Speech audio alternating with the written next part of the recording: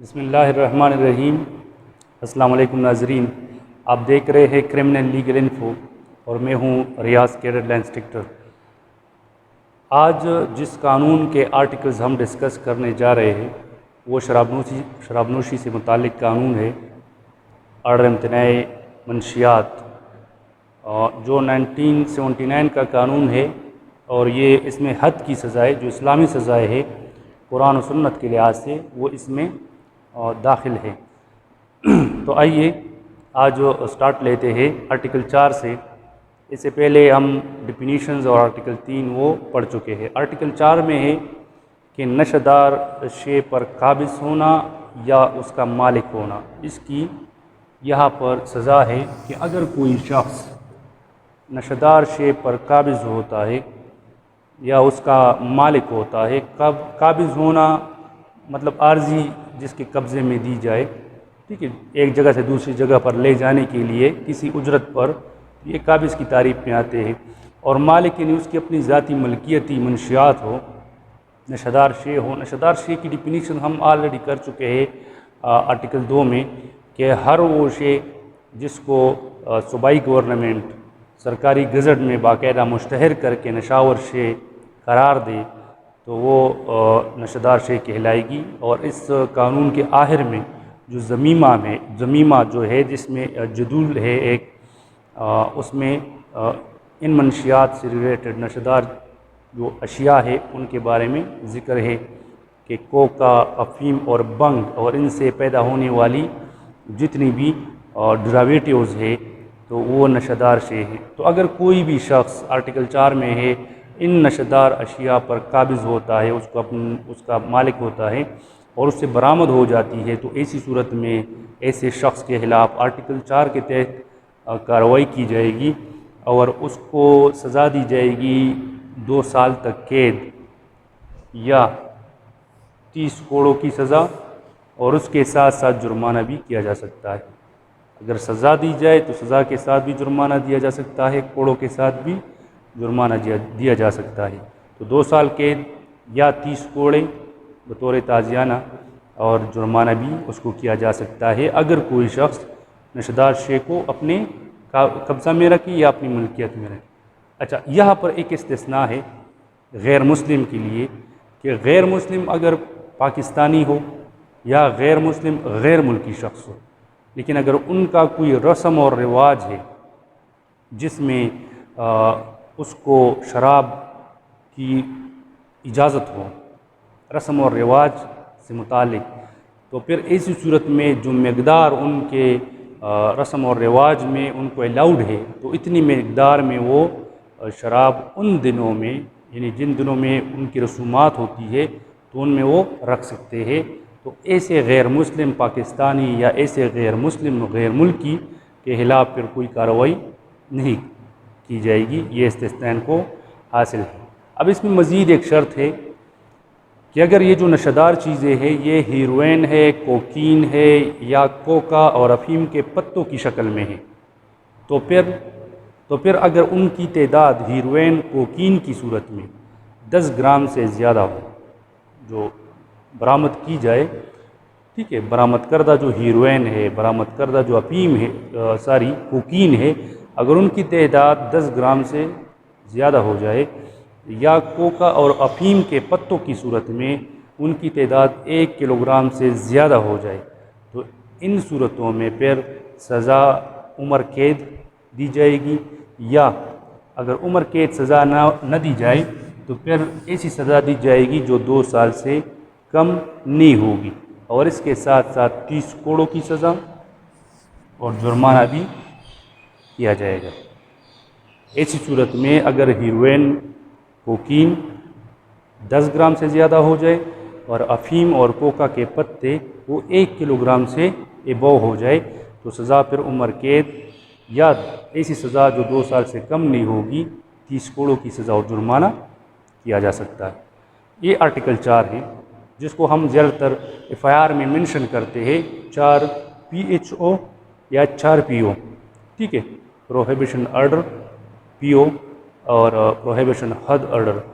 تو یہ اس سے ہم FIR باقاعدہ اس میں دیتے ہیں اس میں یہی دفعات ہم مینشن کرتے ہیں، لیکن اب چونکہ خوابہ اور مادوں پر نگرانی کا ایک آلریڈی موجود ہے، جس میں زیادہ سزائیں بھی ہے، مقدار کی بھی کلاسیفیکیشن کی گئی ہے کہ 100 گرام تک ہے تو اس کے لیے اے، پھر بی، پھر سی اور ڈی، تو اسی طرح اس میں سزائیں بھی زیادہ ہیں۔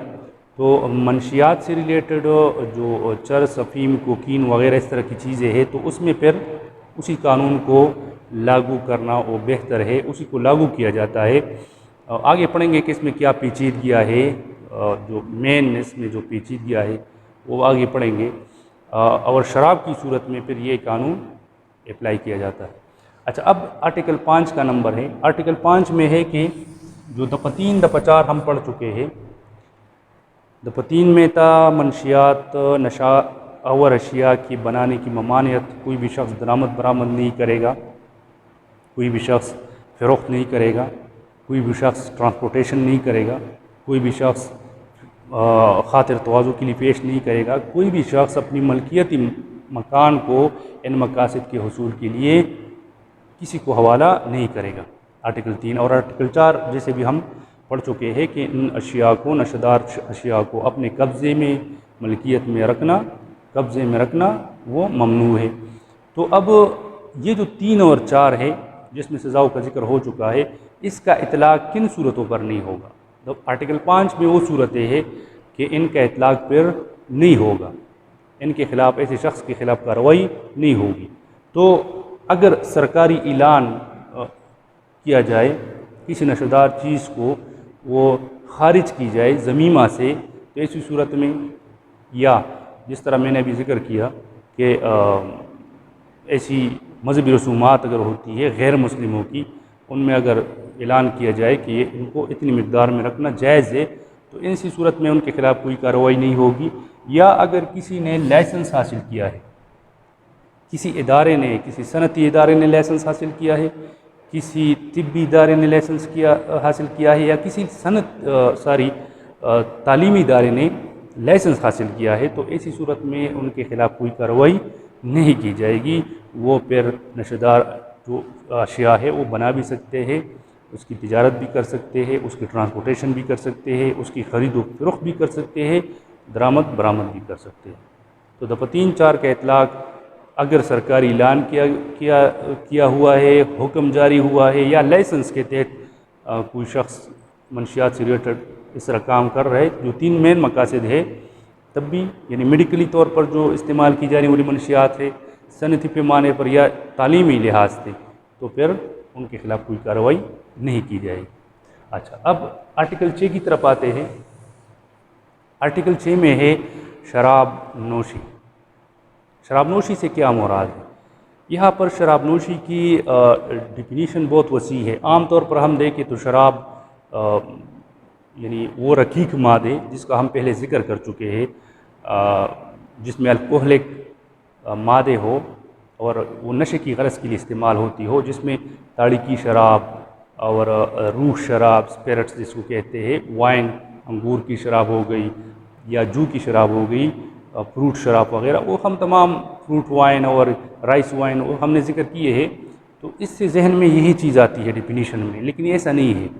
یہاں پر وسیع تعریف ہے۔ یہاں پر ذکر ہوا ہے کہ اگر کوئی شخص، شراب نوشی سے مراد ہے آرٹیکل 6 کے مطابق کہ اگر کوئی شخص قصداً، مطلب ارادتاً اس کا ارادہ ہو، ٹھیک ہے، قصداً وہ بلا اکراہ اور بلا اضطرار نشدار شے کسی بھی طریقے سے یوز کرے، کسی بھی طریقے سے، وہ اس سے نشہ پیدا ہوتا ہو یا نہ ہو، تو یہ شراب نوشی کہلائے۔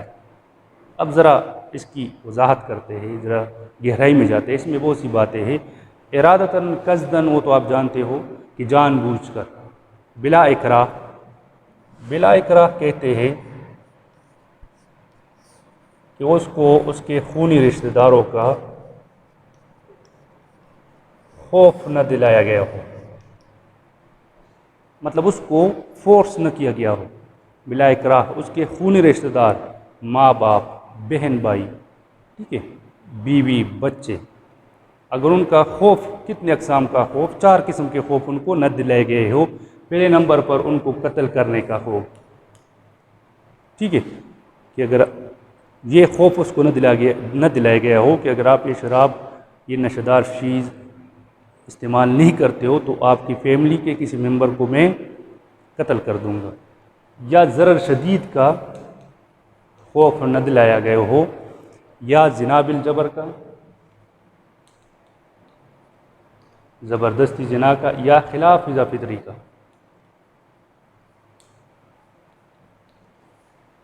ٹھیک ہے۔ میل کی صورت میں اگر مطلب میل ہے خاندان میں، اس کے ساتھ زنا کی جائے تو پھر وہ خلاف فضا فطری کی تعریف میں آتی ہے، اور فیمیل ہے تو پھر زنا بالجبر۔ تو اگر ان 4 قسم کے خوف اس کے خونی رشتہ داروں کے بارے میں اس کو نہ دیا گیا ہو، اس کے برعکس، اس کے باوجود، اس کے مخالف اپوزٹ وہ قصداً استعمال کرتا ہے نشہ چیز، تو پھر شراب نوشی ہوگی۔ تو یہ بلا اکراہ ہے۔ بلا اضطرار کسے کہتے ہیں؟ بلا اضطرار کہتے ہیں کسی شخص کو بھوک اور پیاس کا خوف دلانا کہ اگر تم یہ شراب نشہ شے یوز نہیں کرتے ہو تو تمہیں میں اسی جگہ بند کر دوں گا، اس کمرے میں وغیرہ، کہ تم بھوک پیاس سے مر جاؤ گے، ٹھیک ہے۔ تو یہ بلا اکراہ بلا اضطرار ہے۔ تو اگر کوئی بھی شخص قصداً بغیر کسی دباؤ کے، اس کے خاندانی خوف دلانے کے، اس کو بھوک پیاس کا خوف دلانے کے بغیر کوئی بھی نشہ شے استعمال کرے، نشہ شے میں ہر چیز آ جاتی ہے، جس کو صوبائی گورنمنٹ نے نشہ قرار دیا ہو، اس میں شراب بھی آ جاتی ہے، اس میں چرس افیم کوکین بھی آ جاتی ہے، تو کوئی بھی نشہ شے استعمال کرے اور کسی بھی طریقے سے استعمال کرے۔ کسی بھی طریقے سے کیا مراد ہے؟ کسی بھی طریقے سے یہ مراد ہے کہ ہوا اس کو منہ کے ذریعے استعمال کیا جائے، یا انجیکٹ کر کے استعمال کیا جائے، یا دھوئیں کے ذریعے استعمال کیا جائے، یا ناک کے ذریعے اس کو سونگھ کر استعمال کیا جائے، کسی بھی طریقے سے استعمال کرے، ٹھیک ہے، جس سے نشہ پیدا ہو یا نہ ہو یہ لازمی نہیں ہے۔ لیکن کوئی بھی شخص اگر قصداً اور ارادتاً کسی خوف اور بھوک پیاس کے خوف کے وہ نشہ شے کو استعمال کرے کسی بھی ذریعے سے جس سے نشہ پیدا ہوتا ہو یا نہ ہو، تو یہ شراب نوشی کہلائے۔ امید ہے آپ کو اس پر سمجھ آ گئی ہوگی۔ یہ ڈیفینیشن بہت عام ہے، آگے پھر اس کو تقسیم کیا گیا ہے۔ آرٹیکل 7 میں ہے کہ ابھی شراب نوشی کی اقسام کتنی ہیں، ٹھیک ہے۔ شراب نوشی کی 2 اقسام ہیں، ایک ہے شراب نوشی مستوجب حد، اور ایک ہے شراب نوشی مستوجب تعزیر۔